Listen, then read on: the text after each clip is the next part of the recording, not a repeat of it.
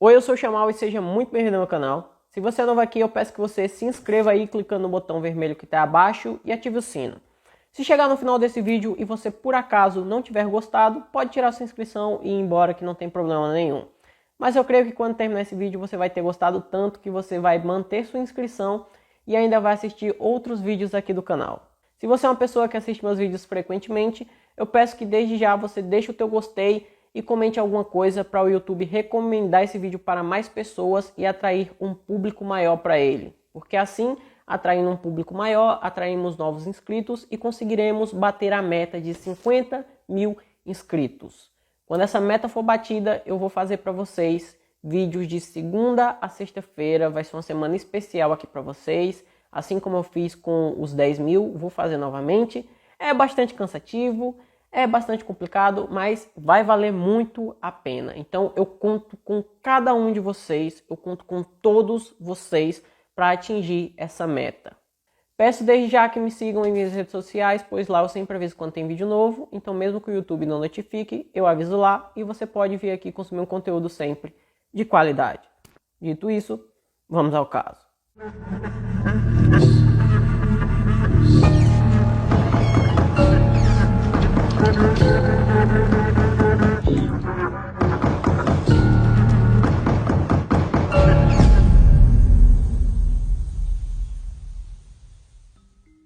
Como jovem, eu creio que eu possa falar por muitos de nós.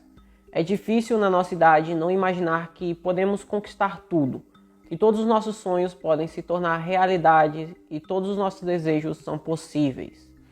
E esses pensamentos, eles não eram diferentes para a jovem Bunny Huffman, uma inteligente e trabalhadora professora de 20 anos que dava aula para crianças do ensino fundamental na Buckeye School em Old Appleton, no Missouri.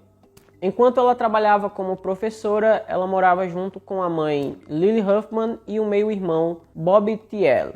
Eles moravam em uma casa de 3 cômodos e a Bonnie gastava quase todo o salário dela ajudando a pagar as contas da casa. Mas logo ela começaria em outro trabalho que daria muito mais dinheiro para ela. Ela ia trabalhar na Missouri Utilities Company. Assim, ela teria uma renda muito melhor. A Bonnie também tinha planos de se casar com seu namorado Doug Hiett.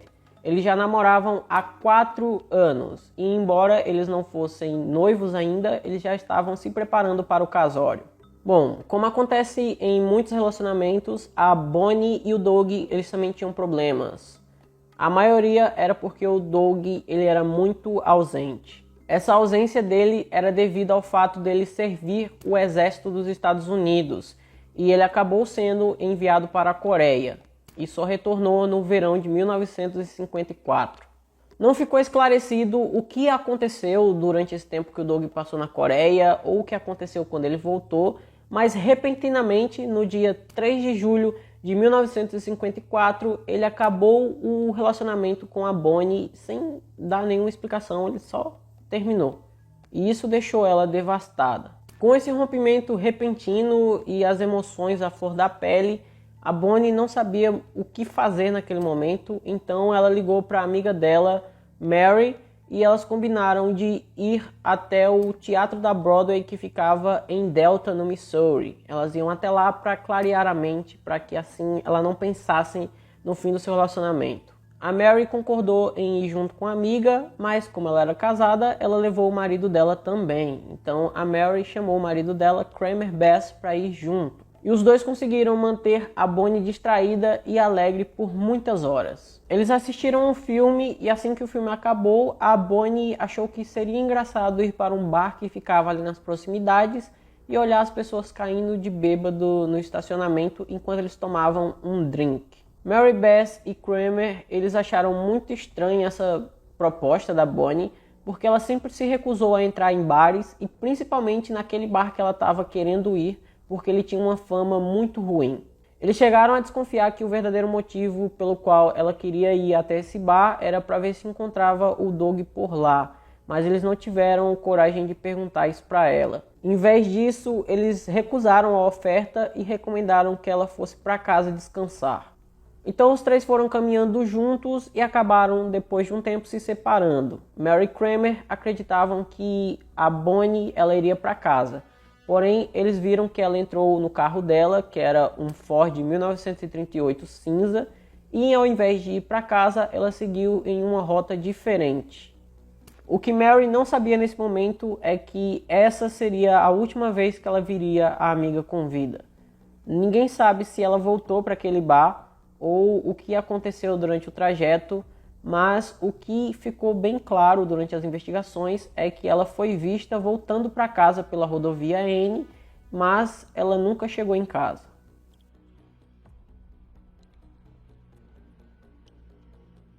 Como a Bonnie não chegou em casa, no dia seguinte, a mãe e o irmão dela ficaram muito preocupados. O Bob então resolveu fazer uma viagem até Delta, no Missouri, para ver se encontrava a irmã por lá.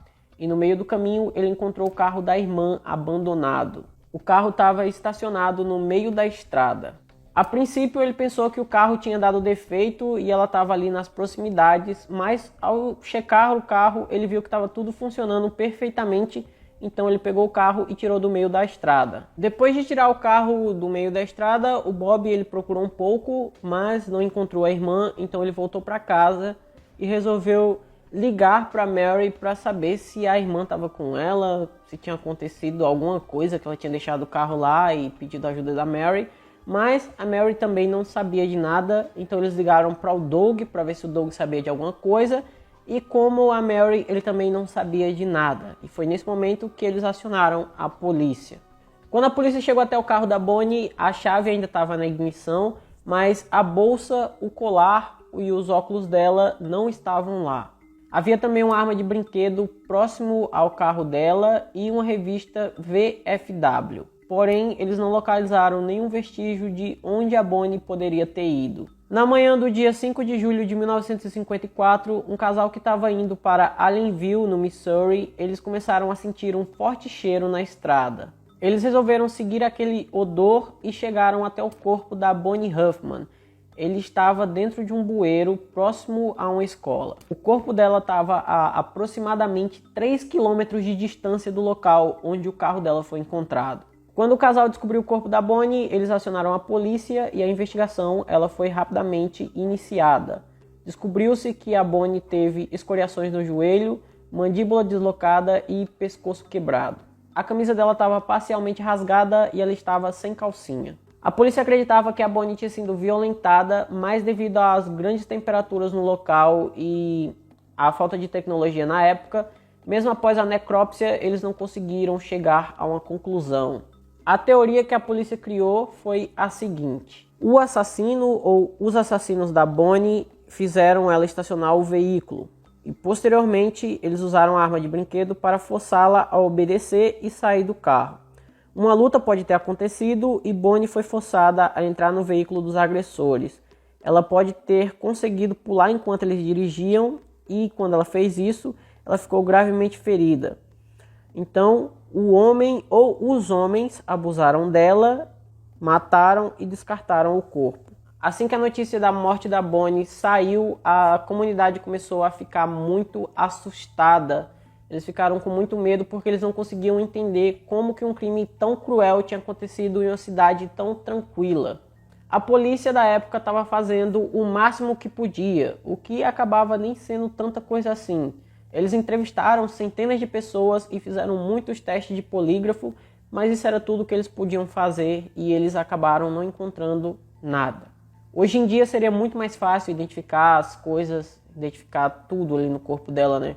Com a necrópsia avançada do jeito que está, eles conseguiriam identificar se ela foi violentada ou não, conseguiriam coletar DNA, mas nessa época não tinha tanta tecnologia assim, então a necrópsia ela acabou não servindo para muita coisa e os policiais eles não tinham também muita coisa para investigar. A maior pista que eles tinham era aquela revista VFW que foi encontrada próximo ao carro da Bonnie. Eles conseguiram rastrear quem era o assinante da revista. Então eles foram atrás desse homem. Segundo esse assinante da revista, que não teve o nome revelado, ele estava lá nas proximidades do local onde o corpo da Bonnie foi encontrado. Ele estava junto com o sobrinho que morava com ele, mas eles nunca viram a Bonnie. Eles foram lá para passar um fim de semana com os parentes e devido a alguns imprevistos, eles tiveram que voltar para casa mais cedo. Eles moravam em St. Louis, no Missouri. Investigando um pouco mais o sobrinho desse assinante da revista, os policiais descobriram que ele já tinha sido preso por agressão sexual. Então, como eles desconfiavam que a Bonnie tinha sido violentada, ele já tinha sido preso por agressão sexual, ele virou uma pessoa de muito interesse da polícia. Com isso, os dois foram detidos, o tio e o sobrinho. O tio, que era o assinante da revista, ele aceitou passar por um teste de polígrafo e o teste dele foi tranquilo, não teve nenhum problema. Já o sobrinho dele se recusou inicialmente, mas depois aceitou fazer o teste de polígrafo e também passou. Para justificar a revista estar onde ela estava, já que a revista era dele, ele disse que ao passar pela região ele jogou ela fora, mas ele nunca viu a Bonnie na vida.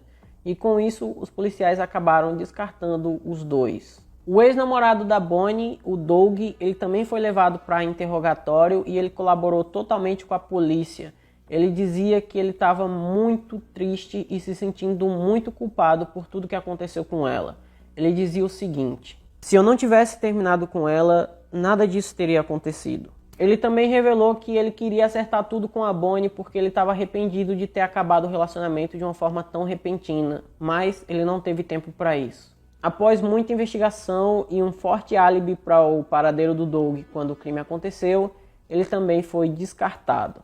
Com a falta de pistas ou suspeitos, o caso da Bonnie acabou esfriando e foi arquivado.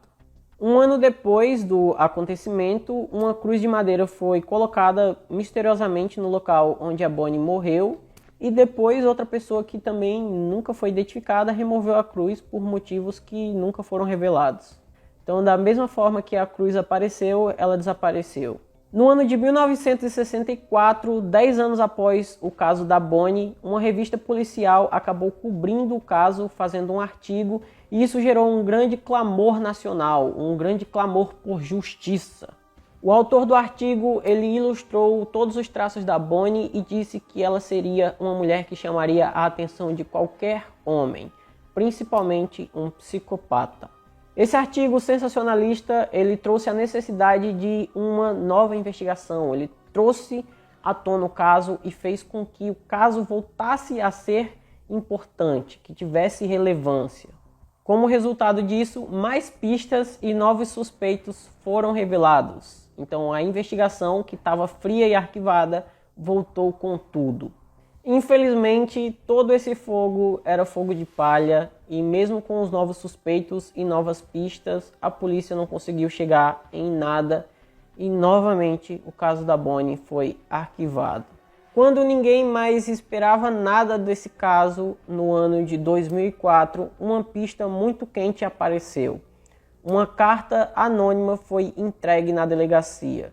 Essa carta ela foi enviada da Flórida e ela não tinha um remetente. O conteúdo dessa carta era um resumo detalhado de tudo que teria acontecido na noite do assassinato da Bonnie.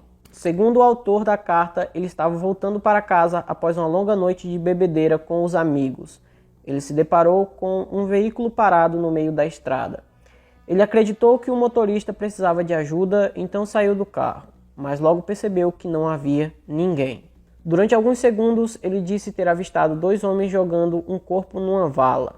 Essa testemunha afirmou que ouviu uma voz feminina gritando por socorro, no fundo de um bueiro. Os 2 homens perceberam sua presença e imediatamente o perseguiram. Ele rapidamente voltou para dentro de seu veículo e os 2 homens tentaram entrar no carro para ir atrás deles. Eles pegaram o carro e conseguiram trancá-lo mais na frente. A testemunha disse que conseguiu escapar e continuou seu caminho com medo de estar sendo seguido. E depois disso, ele nunca mais falou do assunto para ninguém, até aquele momento em que ele escreveu a carta. Além disso, o autor da carta disse que nunca tinha revelado nada antes porque ele tinha medo de sofrer alguma retaliação por se tratar de uma cidade muito pequena e eles poderem considerar que ele não tentou fazer nada para ajudar a Bonnie. Ele também desenhou um mapa à mão de onde o corpo da Bonnie foi encontrado, juntamente com representações precisas das estradas e onde algumas lojas e o departamento de polícia estavam localizados na época. A polícia considerou que essa carta era a pista mais importante que eles conseguiram em todos esses anos. Porém, o autor da carta ele não se identificou e ele nunca mais entrou em contato. Então, eles não conseguiram nada com isso. Já se passaram mais de 70 anos desde que tudo isso aconteceu. E provavelmente quem cometeu isso com a Bonnie nem está mais vivo, assim como os familiares dela. A evidência física que foi coletada não existe mais, embora ainda exista uma impressão digital que ficou no retrovisor da Bonnie. Sem muita coisa para trabalhar, é muito improvável que o caso da Bonnie seja resolvido algum dia. E quanto mais o tempo passa, mais difícil isso fica. O ex-namorado da Bonnie, o Doug Riet, ele nunca foi capaz de se perdoar. Ele carregou essa culpa durante toda a vida. Porém, ele conseguiu se casar com uma linda mulher e teve 2 lindas filhas. Em março de 2009, quando ele tinha 76 anos, ele faleceu. Os familiares da Bonnie, que ainda estão vivos, eles tentam manter o caso dela sempre nos holofotes. Eles têm a esperança de que alguma coisa apareça e que com o avanço interminável da tecnologia, o caso da Bonnie seja algum dia resolvido.